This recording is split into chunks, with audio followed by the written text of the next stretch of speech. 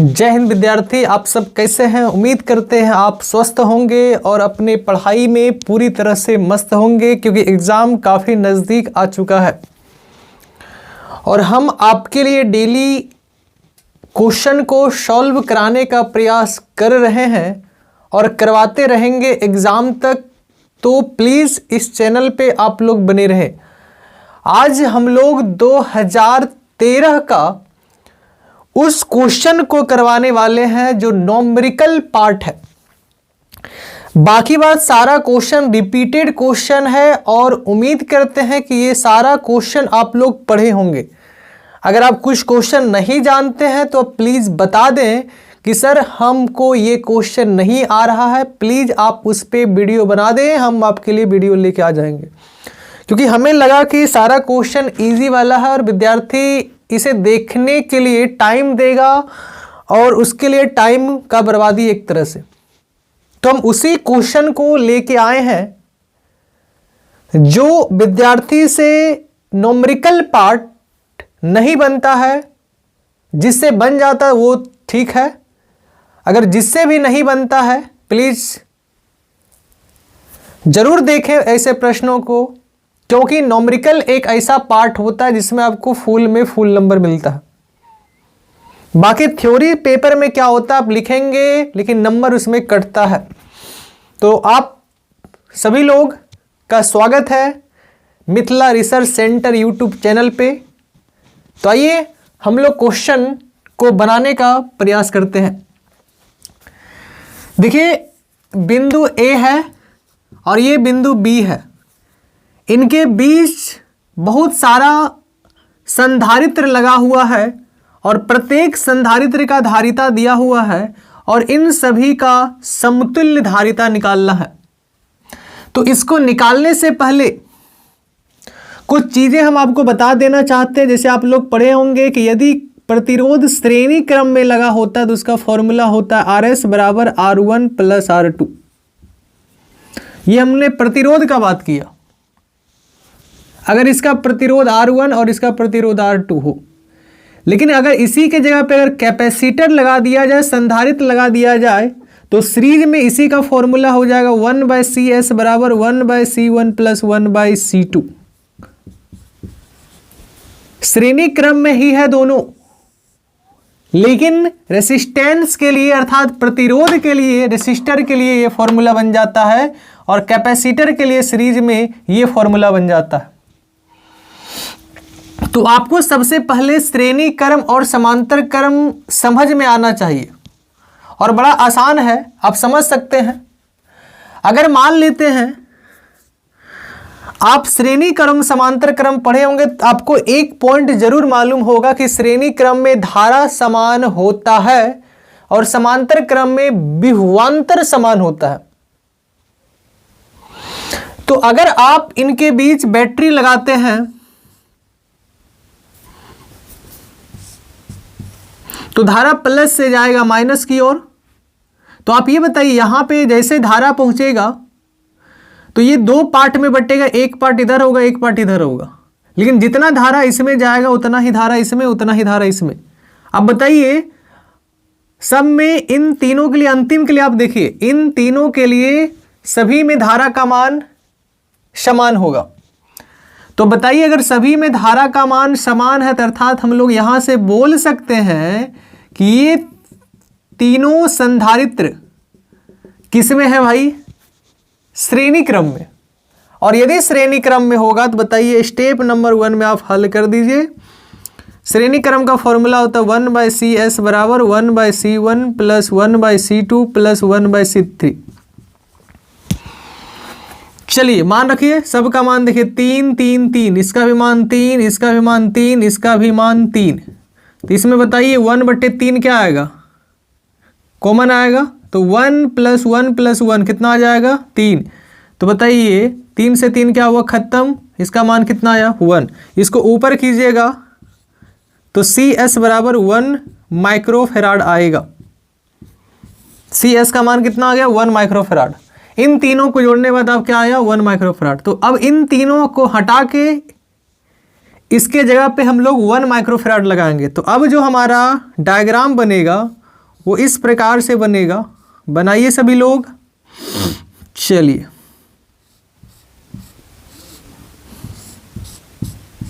काफी आसान है।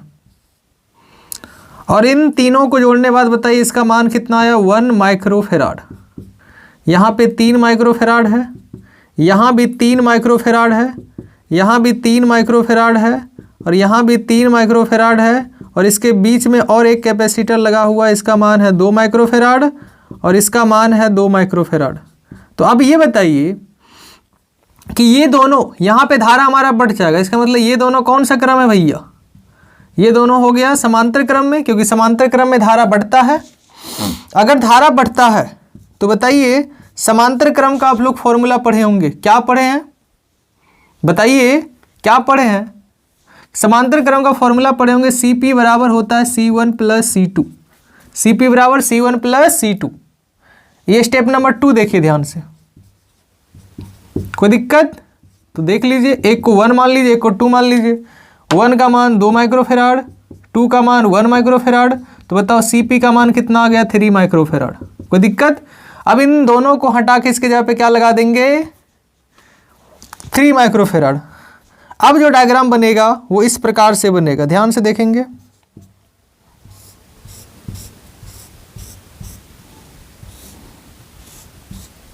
अब इन दोनों के जगह पे आ जाएगा 3 माइक्रोफेराड। चलिए, कोई दिक्कत? अब यहां बीच में लगा हुआ है 2 माइक्रोफेराड, यह है 3 माइक्रोफेराड, यह है 3 माइक्रोफेराड, यह है 3 माइक्रोफेराड, यह है 3 माइक्रोफेराड, यह है 3 माइक्रोफेराड, और ये हमारा है 2 माइक्रोफेराड। कोई दिक्कत? अब बताइए, फिर अगर आप यहाँ पे बैटरी लगाते हैं तो जितना धारा इसमें जाएगा उतना ही धारा इसमें, उतना ही धारा इसमें। इसका मतलब ये फिर से बताइए कौन सा क्रम हो गया, फिर से ये श्रेणी क्रम हो गया। तो लिखेंगे स्टेप नंबर 3, ध्यान से देखिए। अगर श्रेणी क्रम है तो बताइए श्रेणी क्रम का फॉर्मूला होता है 1/s बराबर 1/c1 plus 1/c2 plus 1/c3। मान रखते जाइए, फिर तो वही निकलेगा 1/3, क्योंकि सबका मान सेम सेम सेम है, 1/3 1/3। तो बताइए इसका मान जो हम लोग निकाले थे वो कितना आया था, 1। तो इसका मतलब इसका मान कितना आ जाएगा, 1 माइक्रोफेराड। फिर इन सभी के जगह पे क्या लगाएंगे, 1 माइक्रोफेराड। अब देखिए जो डायग्राम बनेगा वो इस प्रकार से बनेगा, ध्यान से देखेंगे। इतना पार्ट को हटा के बताओ क्या लगाने वाले हैं, 1 माइक्रोफेराड। चलिए, बड़ा आसान है, कोई दम नहीं है। एक कैपेसिटर, फिर यहाँ पे 2 माइक्रोफेराड है, फिर यहाँ पे 3 है, और इन सभी को जोड़ने के बाद कितना आ गया, 1 माइक्रोफेराड। ये पहले से कितना है, 2 माइक्रोफेराड। ये तो 3 माइक्रोफेराड है ही, और ये भी 3 माइक्रोफेराड है ही। इसको ए माना गया था, और इसको क्या माना गया था भाई, बी। अब ये बताइए फिर ये दोनों कौन सा क्रम आ गया, समांतर क्रम, क्योंकि यहाँ पे आने के बाद धारा बढ़ जाएगा। स्टेप नंबर 4, स्टेप नंबर 4 अगर बढ़ जाएगा तो इसका मतलब ये दोनों कौन सा क्रम में है भैया, ये दोनों समांतर क्रम में है। और समांतर क्रम का फॉर्मूला होता है Cp बराबर C1 प्लस C2। एक को मान लीजिए C1, एक को मान लीजिए C2। तो बताइए 2 + 1 कितना आ जाएगा, 3 माइक्रोफेराड। कोई दिक्कत? अब जो डायग्राम बनेगा अगला स्टेप में वो इस प्रकार से बनेगा, देखिए ये 3 है, और इन सभी को मिला के फिर कितना आया, 3, और यहाँ पे बताइए कितना है, 3। ये हमारा 3 माइक्रोफेराड, ये है 3 माइक्रोफेराड, कोई दिक्कत? और ये है 3 माइक्रोफेराड, कोई दिक्कत? और ये हमारा ए है, और ये हमारा बी है। क्या धारा कहीं बटेगा, जितना इसमें उतना इसमें उतना इसमें, या फिर इसको पकड़ के इसे फैला दीजिए तो इसका मतलब सीधा में आ जाएगा, या फिर धारा कहीं बट ही नहीं रहा है, इसका मतलब ये कौन सा क्रम है, श्रेणी क्रम। और श्रेणी क्रम का फॉर्मूला अभी जस्ट आपको पढ़ाए थे कि श्रेणी क्रम का फॉर्मूला ये होता है 1/cs बराबर 1/c1 plus 1/c2 plus 1/c3। तो बताइए अगर आप निकालना चाहते हैं तो इसका मान हो जाएगा 1/3 प्लस 1/3 प्लस 1/3। और इसको हल करने के बाद बताइए सबका मान 3 से 3 क्या वो खत्म, तो CS का मान कितना आ जाएगा भैया, 1 माइक्रोफेराड। बताइए आपको कैसा लगा, कुछ है भाई न्यूमेरिकल में, कुछ नहीं है। तो अगर जिसको समझ में नहीं आया एक बार वीडियो को फिर से देख लेंगे, 100% आपको समझ में आएगा। क्योंकि विद्यार्थी न्यूमेरिकल पार्ट से भागता है, लेकिन ये इतना आसान है, इतना आसान है कि मत कहिए, आराम से बनेगा। एक क्वेश्चन और आता है इससे कि इसी तरह से देगा, अनंत संधारित्र लगा देगा, अनंत प्रतिरोध लगा देगा और पूछेगा समतुल्य धारिता या प्रतिरोध बताएं। तो वैसे क्वेश्चन को भी हम लोग लेके आएंगे। तो मिलते हैं नेक्स्ट प्रश्न में। जय हिंद, नमस्कार। जय हिंद विद्यार्थी, आप सब कैसे हैं? आइए हम लोग फिर से न्यूमेरिकल पार्ट को बनाने जा रहे हैं और काफ़ी आसान होता है। बस केवल फॉर्मूला आपको याद होना चाहिए, बाकी बात कुछ है ही नहीं, बाकी बात अपने आप बन जाएगा। देखिए, ऐसे क्वेश्चन को हल करने के लिए हम आपके सामने एक फॉर्मूला को रख रहे हैं। उस फॉर्मूला को आप ध्यान में रखेंगे। n बराबर होता है n नॉट इंटू हाफ के पावर n, हाफ के पावर n। आप जहां याद रखिएगा, जहां n होता है, कैपिटल N जो होता है, ये हमारा होता है शेष मात्रा, अर्थात जो बच गया। n नॉट है हमारा प्रारंभिक मात्रा, प्रारंभिक मात्रा, प्रारंभिक मात्रा। और n जो है हमारा स्मॉल n, ये है अर्ध आयु की संख्या। क्या है भाई? अर्ध आयु की संख्या, अर्ध आयु की संख्या, अर्ध आयु की संख्या। एक फॉर्मूला हम आपके सामने और रख रहे हैं, इसे भी याद रख लेंगे आप। t बराबर n इंटू टी के हाफ, टी हाफ। और आपको पता होना चाहिए टी हमारा है समय, समय n तो पता है आपको, अर्धायु की संख्या, और टी हाफ तो आप जानते ही होंगे, अर्धकाल, अर्धकाल। तो बड़ा आसान है, कुछ नहीं है। देखिए, ऐसे प्रश्न को हल करने के लिए पहले आप क्वेश्चन को पढ़ लें। क्या है, क्या पूछा जा रहा है कि रेडियम की अर्धायु 1622 वर्ष है। अर्धायु अर्थात क्या दिया हुआ भाई? ये दिया हुआ, टी हाफ का मान दिया हुआ। कितने समय के बाद, आपको समय पूछा जा रहा है, अर्थात कैपिटल टी। कितने समय के बाद वह रेडियम 7/8 भाग क्षय हो जाएगा। कोई रेडियम है, उसमें से 7/8 भाग क्या हो जाएगा? क्षय हो जाएगा। तो ऐसे प्रश्न को हल करने के लिए लिख लेंगे कि माना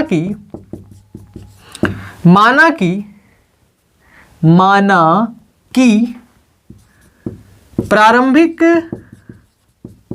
में रेडियम की मात्रा, रेडियम की मात्रा 1 है। कितना है? 1। क्योंकि अगर 1 का मालूम हो जाए तो कितना का भी पूछा जाए पता चल जाएगा। तो बताइए, कुछ समय के बाद इसमें से 7/8 भाग क्या हो जाएगा? क्षय हो जाएगा। तो बताइए शेष मात्रा क्या बचेगा? शेष मात्रा तो जितना पहले था उसमें से आप 7/8 घटा दीजिए, एलसीएम ले लीजिए, बताइए कितना आ जाएगा? 8 एकम 8 माइनस 7, 1 कितना आ जाएगा भाई? 8। कोई दिक्कत? अब बताइए, इस समीकरण को देखिए। अब लिखेंगे सूत्र से n बराबर n नॉट हाफ के पावर n। बताइए n हमारा क्या है? शेष मात्रा। शेष मात्रा कितना निकला भाई? 1/8। n नॉट क्या है? प्रारंभिक मात्रा। कितना माने हम लोग? 1। हाफ n आपको मालूम नहीं है, तो यहां बताइए क्या हो जाएगा? 1 से गुना करेंगे, कोई फर्क नहीं पड़ने वाला है। बताइए 1/8 को हम लिख सकते हैं 1/2 और इसके पावर 3। कोई फर्क पड़ेगा क्या? नहीं पड़ेगा। अब बताइए, यदि बेस समान है तो आधार बराबर होगा। यदि बेस समान है तो आधार का मान क्या होगा? बराबर। तो बताइए n का मान कितना होगा? 3। n का मान हम लोग 3 निकाल दिए, लेकिन हमको n नहीं निकालना, हमको t निकालना है। तो लिखेंगे पुनः सूत्र से हम जानते हैं t बराबर होता है n इंटू टी हाफ। तो बताइए n का मान कितना निकाल दिए? 3। और टी हाफ का मान बताइए कितना दिया हुआ? 1622 वर्ष। तो कैपिटल टी का मान कितना निकल गया? गुना कर दीजिए। गुना जब करेंगे तो हो जाएगा 3 दूना 6, 3 दूना 6, 16 तिया 48। यानी इतना वर्ष के बाद इस रेडियम से 7/8 भाग नष्ट हो जाएगा। 4846 वर्ष के बाद इस रेडियम से 7/8 भाग नष्ट हो जाएगा। तो इसे प्रश्न बड़ा आसान होता है, आप इसे आसानी से सॉल्व कर सकते हैं, कोई दम नहीं है। तो आप ऐसे क्वेश्चन को एग्जाम में जरूर सॉल्व करें, क्योंकि यहां पे आपका नंबर कभी नहीं कटेगा। अगर आपको बेस्ट परफॉर्मेंस करना है तो न्यूमेरिकल पार्ट को अगर आप जान रहे हैं तो उसे ही छुएं, क्योंकि इसमें समय भी कम लगता है और नंबर का आने का जो चांस होता है वो ज्यादा होता है। तो मिलते हैं नेक्स्ट प्रश्न में। जय हिंद, नमस्कार। सबसे पहले आप स्क्रीनशॉट ले लें। हो गया? चलिए, जय हिंद विद्यार्थी। आइए हम लोग 2013 का फिर से एक नए प्रश्न में आप सभी का स्वागत है। जो न्यूमेरिकल पार्ट है इसे हम खत्म कर रहे हैं। देखिए, हम आपको पढ़ाए होंगे किरचॉफ का नियम। एक होता है केसीएल, एक होता है केवीएल, किरचॉफ करंट लॉ, और एक होता है केवीएल, किरचॉफ वोल्टेज लॉ। तो ये जो प्रश्न है वो किरचॉफ करंट लॉ पे है, क्योंकि देखिए हर जगह आपका करंट दिया हुआ है। तो आप याद रखिएगा, आपको पढ़ाया गया था। आप ऐसे प्रश्न को बड़ा आसानी से हल कर सकते हैं। किरचॉफ का प्रथम नियम से, किरचॉफ के प्रथम नियम से आप लोग पढ़े होंगे, आने वाली धारा समेशन इनकमिंग बराबर समेशन आउटगोइंग, क्योंकि आने वाली धारा और जाने वाली धारा आपस में क्या होता है? बराबर होती है, क्योंकि जितना आएगा उतना जाएगा, जितना आएगा उतना जाएगा, अर्थात आने वाली धारा बराबर होता है जाने वाले के। किसी संधि पर आने वाली धारा का योग कितना होता है? 0। किसी संधि पर सभी धाराओं का योग, किसी संधि पर सभी धाराओं का योग कितना होता है? 0। तो कुछ नहीं है, आपको देखना है कि कौन करंट आ रहा है, कौन जा रहा है। तो इनकमिंग आने वाला एक है 7 एम्पियर, एक है 5 एम्पियर, एक है 2 एम्पियर। तो इनकमिंग को सभी को जोड़ दीजिए, 7 ampere plus 5 ampere plus 2 ampere, और जाने वाले के बराबर होता है। तो जाने वाली है कौन कौन? एक आई, एक 3, आई प्लस 3a, और आपको इसी आई का मान निकालना है कितना जा रहा है। तो बना दीजिए, 7 5 12, 12 2 कितना हो जाएगा? 14 एम्पियर, आई प्लस 3 एम्पियर। इसको इधर ले आइए, 14 एम्पियर माइनस हो जाएगा 3 एम्पियर, बराबर कितना होगा भाई? आई। तो 14 में 3 गया, कितना बचेगा? 11 एम्पियर। तो बताइए आई का मान कितना निकला? 11 एम्पियर। कुछ है भाई? कुछ नहीं है। आने वाली धारा बराबर होती है जाने वाली की, लिख दीजिए। जितना आ रहा है सबको जोड़ दिए, जितना जा रहा है सबको जोड़ दिए, दोनों का आपस में बराबर कर दिए, आई का मान अपने आप निकल गया। तो स्क्रीनशॉट आपको ले लेना है, ले लीजिए। तो मिलते हैं नए वीडियो में। जय हिंद, नमस्कार।